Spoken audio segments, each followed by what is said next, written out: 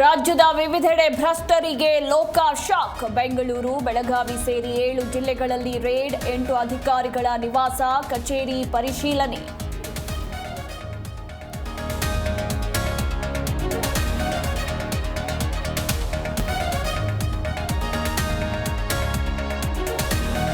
ಎರಡು ದಿನ ಸಿಎಂ ಸಿದ್ದರಾಮಯ್ಯ ದೆಹಲಿಯಲ್ಲಿ ಠಿಕಾಣಿ. ರಾಷ್ಟ್ರಪತಿಗಳ ಭೇಟಿ, ಬಾಕಿ ಬಿಲ್ಗಳ ಅನುಮೋದನೆಗೆ ಮನವಿ. ರಾಜ್ಯಪಾಲ ಗೆಹ್ಲೋಟ್ ವಿರುದ್ಧ ದೂರು ಸಾಧ್ಯತೆ.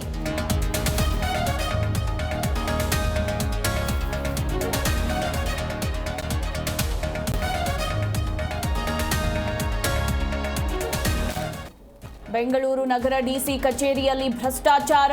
ಫೈಲ್ ಮೂವ್ ಆಗಲು ಕೊಡಲೇಬೇಕಂತೆ ಲಂಚ. ವಕೀಲರಿಂದ ಡಿಸಿ ಜಗದೀಶ್ಗೆ ಲಿಖಿತ ದೂರು.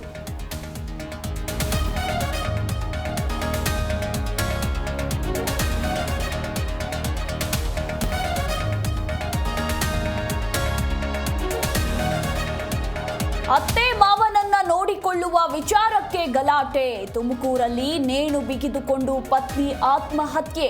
ನನ್ನ ತಪ್ಪಿಲ್ಲವೆಂದು ಪೊಲೀಸರಿಗೆ ಶರಣಾದ ಪತಿ.